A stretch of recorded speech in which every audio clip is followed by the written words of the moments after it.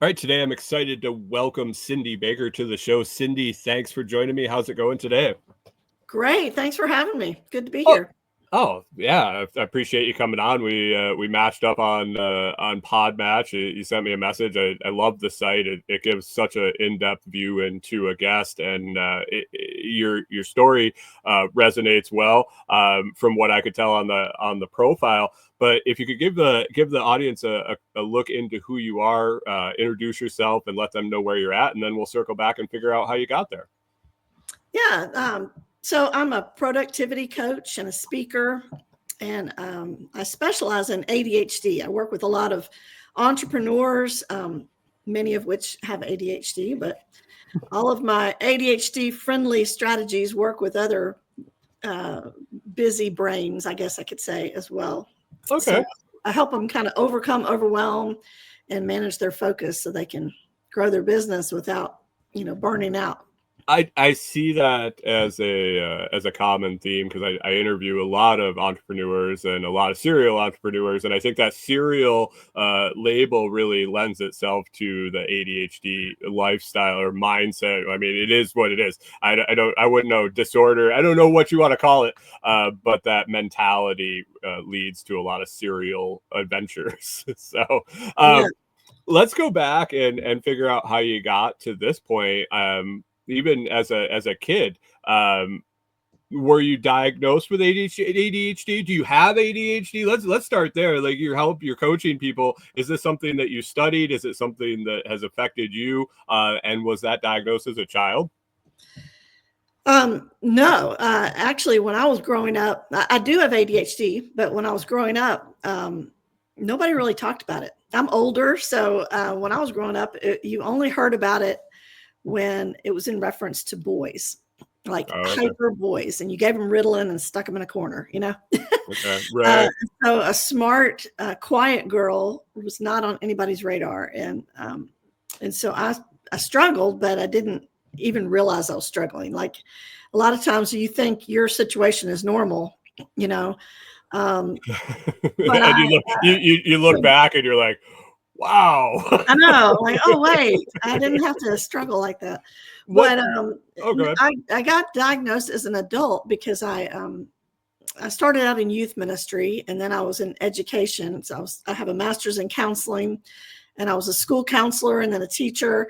So I was working with a lot of students who had ADHD and knew a lot about it. And I thought, I think I have this, but I didn't know what to do with that. At that time, now it's pretty common, but at that time, adults were not getting diagnosed. It was just kind of something you thought, well, maybe I have that, but it's too late now. I'm not a kid What anymore. difference does it make at this point? Yeah, I mean, if you're in the factory grind, if you're in the loop of what just the everyday, you're not an entrepreneur, you're not doing your own thing, you're going and punching a clock. Maybe it just works. Maybe that's what the goal is, to get you distracted and just plow it away. But when you were a kid, what'd you want to do when you were a kid? Did you always want to be a counselor and an educator, or was that your path, or did you want to have dreams of something else? Yeah, well, I always kind of had an entrepreneurial spirit. Even when I was a kid, I had this little kind of I guess you could say it was a business. I painted barrettes, like hair barrettes. And back then that was like a thing. And I painted all these little barrettes and put them on a ribbon to display them. And my dad would drive me to hairdressers and I would have this little order sheet and they would display them and people would pay the hairdresser and order, I want, 4 of number 3 or something like that, and I would go back and pick up the orders and paint the barrettes and bring them back. And so it was kind of like a little hustle I had going as a preteen, or I don't even remember how old I was. I know I couldn't drive. It sounds So, like something that you were probably sitting there going, I'm going to make $1 million on this. no, I didn't know, I just enjoyed the idea of, selling something. And so I kind of always had that, but yeah, I've always been in helping professions. So it's kind of taken different forms, but even now as a coach and a speaker, I help people. Because when I got my diagnosis, I really just selfishly wanted to learn everything I could about adult ADHD, Right. and I tried all these different strategies, tried to figure out what worked, what didn't.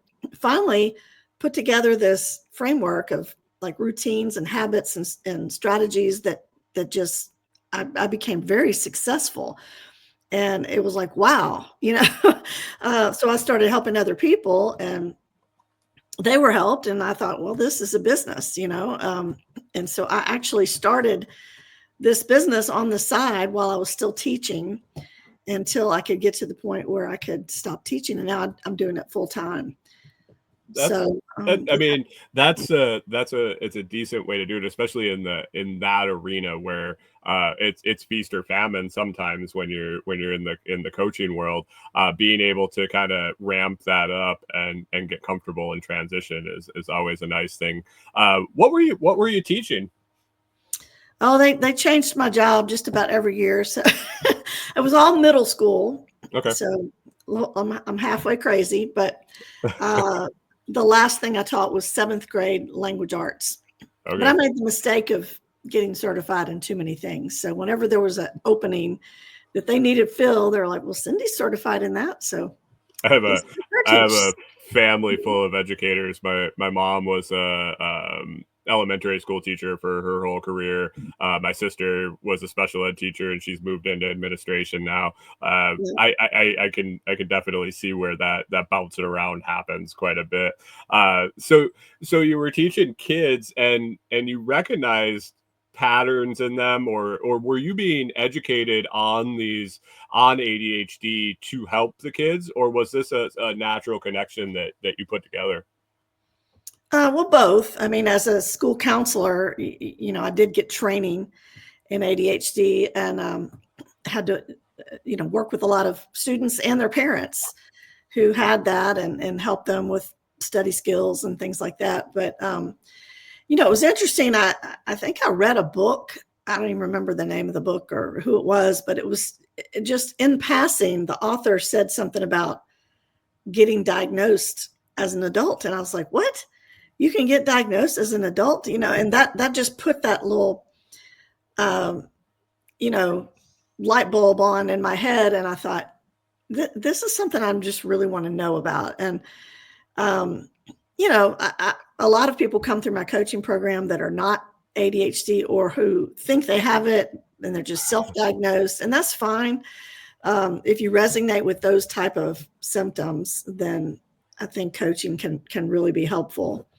What did you think of? So now looking back, so as you were exposed to this as an educator, as a counselor, as you were exposed to it, now knowing what you know and what works for you, and I'm guessing it's probably a individual by individual circumstance, really, but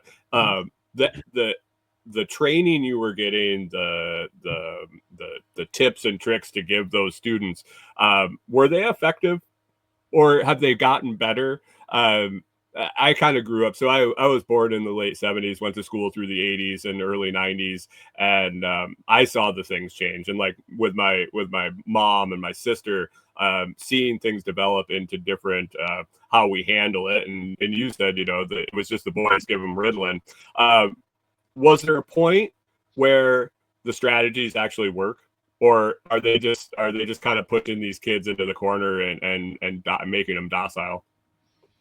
Yeah, well, there's no easy answer to that, because it all just depends on the situation, the kid, the parent, the teacher, the school system, and how they're set up and their regulations and all that. But I do think there is a negative trend to just think that medicine is the answer. And I'm not against medicine. I mean, that's really between you and your doctor. I'm not a doctor. However, it's not enough.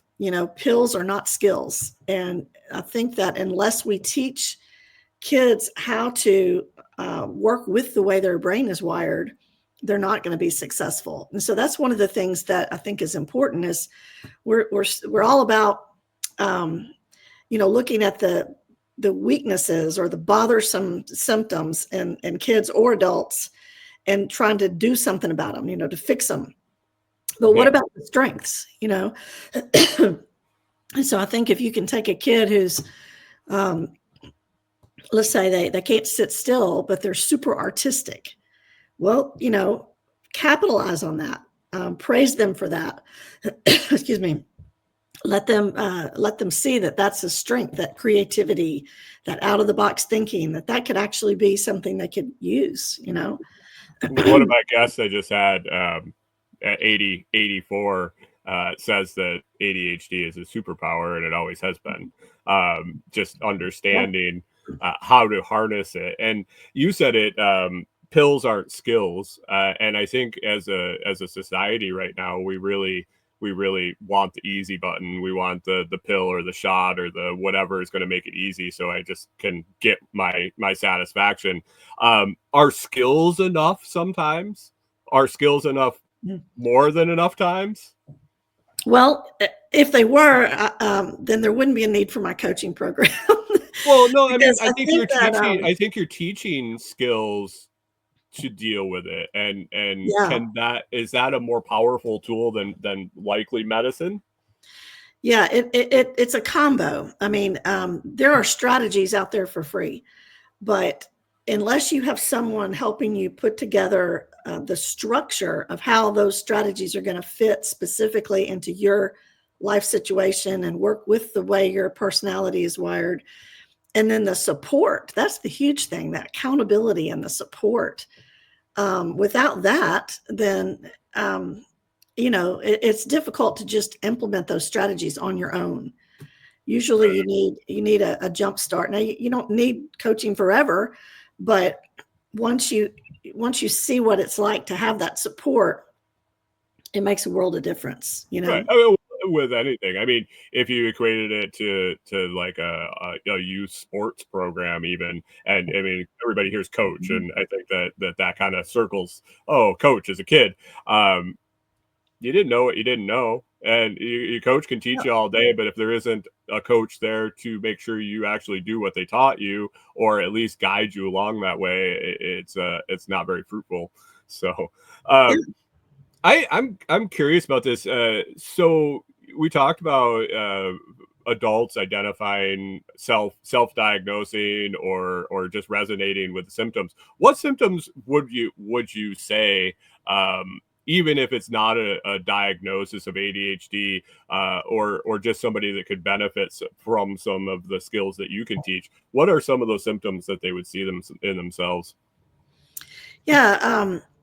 Well, time is a big one. People with ADHD have a different awareness of time than other people. So everything in their brain is like now and not now, and nothing in between. So if they're working in a 9 to 5 and their boss says it's due in a month, then their brain immediately says, "Oh, that's not now, so I don't have to think about it." And then right before, they kick it into high gear before the deadline. And they think that they work better under pressure, but that's a very stressful way to live. And whereas other people might say, "Oh, it's due in a month, I better start working on it now. I better break it up into small pieces and spread it out." So a lot of times they're rushed and late and doing things at the last minute.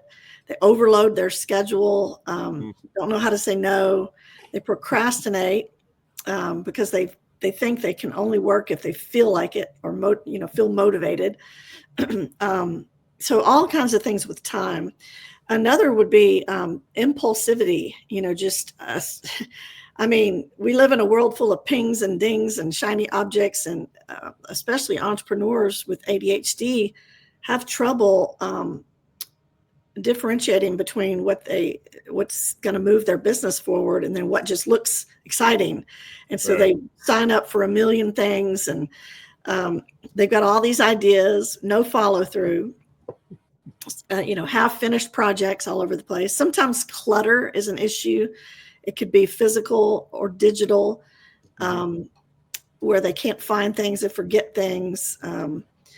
But a lot of times it just has to do with knowing what needs to be done, but not not able to, just feeling stuck, not able to get moving forward in the right direction. They got this huge to-do list and everything looks equally important. And so they have trouble with prioritizing, know. And there are other things too, like regulating emotions, there could be conflict in relationships, other things too, but the bigger ones I think are time. Was there a moment where the light bulb went on for you? I mean, you said you were kind of involved in it as a teacher, counselor. Was there a single moment where you were like, I really need to look into this?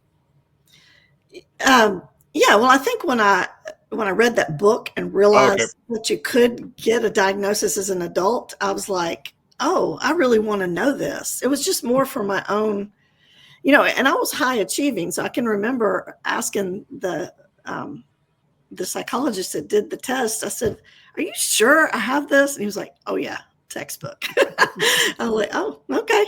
you had really kind of developed naturally some skills to compensate. Yeah, some workarounds for sure. Yeah, you gotta do it to survive for sure. What was as you've been growing the business, was there a moment where you knew it was going to be your thing? Was it from the beginning where you like, I am going to build this coaching business and be able to leave my career? Was it kind of a side hobby like selling the barrettes maybe? What was there a transition there? Yeah, well, actually, after having my job switched around a lot, I mean, I was in a good school, had good administrators, but I didn't like the lack of control and I wanted to be my own boss.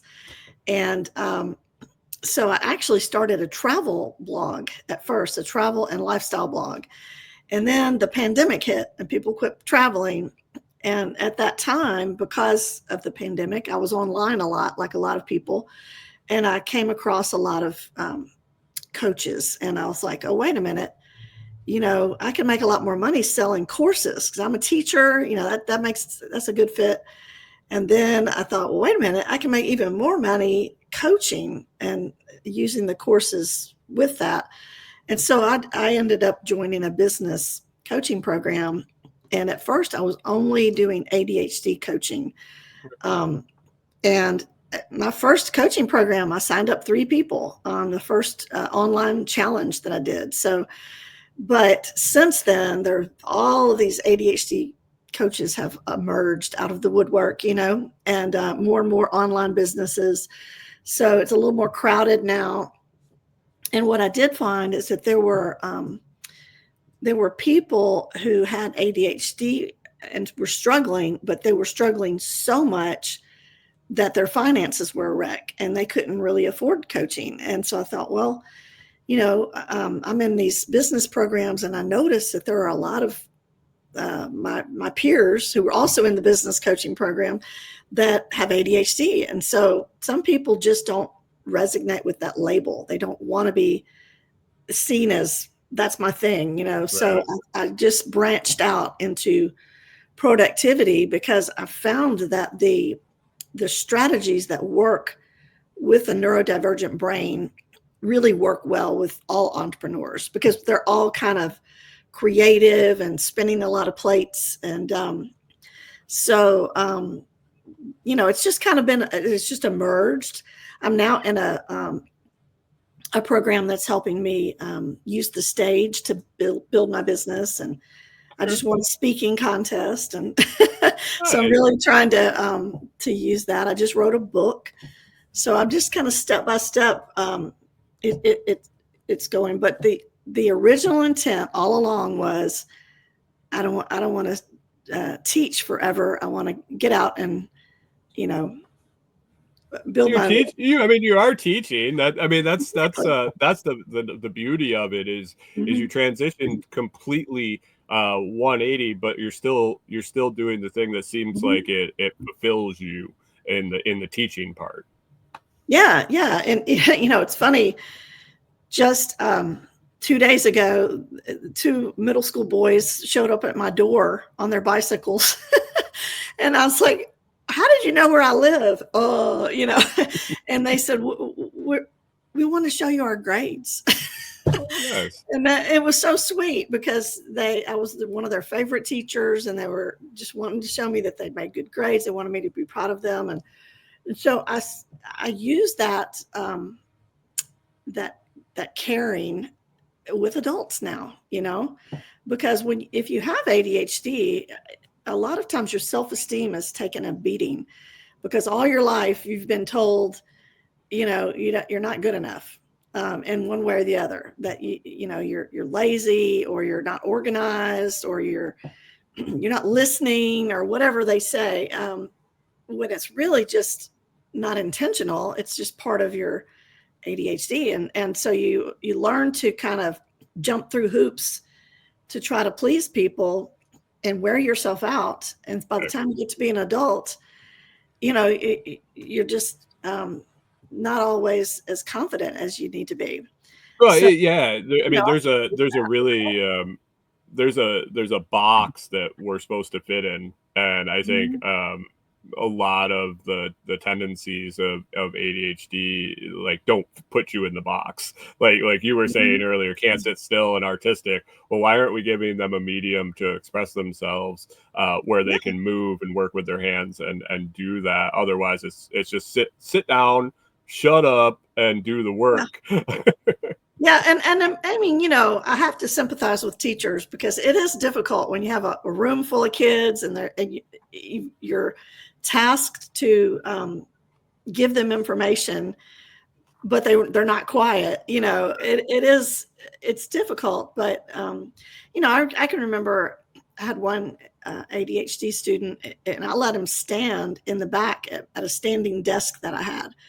And as long as he was quiet and he wasn't calling attention to himself, that worked out, but not every teacher would do that. I just recognized it because I said, hey, I can't stay still either. I get up and walk around. Why don't you stand back here? And that worked out, It's a hard discussion to have sometimes because it isn't the teacher's fault a lot of the times, and it's a hard discussion to have with the educational system in general. Is there and anything really, any industry or profession you want to challenge, it feels like a personal attack on the people that are in that industry, and the majority of the time it's not. It's the system they're in. Yeah, it's a lot of work to differentiate and give accommodations in the workplace or at school. It's just a lot of work, and it's just easier to say everybody act this way, Right. One way. That's easier for me as a manager to, that's the way I think. So that's what I understand. And so I get it. But there are so many successful entrepreneurs with ADHD, like Sir Richard Branson, Virgin Airlines, he's been interviewed a lot, and where he says ADHD is his superpower. Right. David Neilman, he's the founder of JetBlue Airlines, and he was asked, if you could take a pill that would wipe out your ADHD, would you take it? And he said, no. Not a chance. Said, yes, there are challenges, and he named several of them that we all know about. And he said, but with those challenges comes, out of the box thinking, problem solving, risk taking, creativity. Like he can look out on an industry that's got all these problems, and his brain just naturally just says, how can we do this better? And he can distill it down to something simple. And not everybody can do that, So that's why I say it's so important to learn to work with the way your brain is wired. I'm a person of faith. I think everybody was created on purpose, for purpose. And there's a reason that your brain is wired the way it is, Right. That's something to offer the world that other people can't. If folks resonated with kind of what we talked about and some of the symptoms that you described, where can they find you? Can they find out more about you if they want to reach out and get a hold of you? I'll end up with all the links in the description of the show. But go ahead and plug your stuff, and we'll start wrapping up here.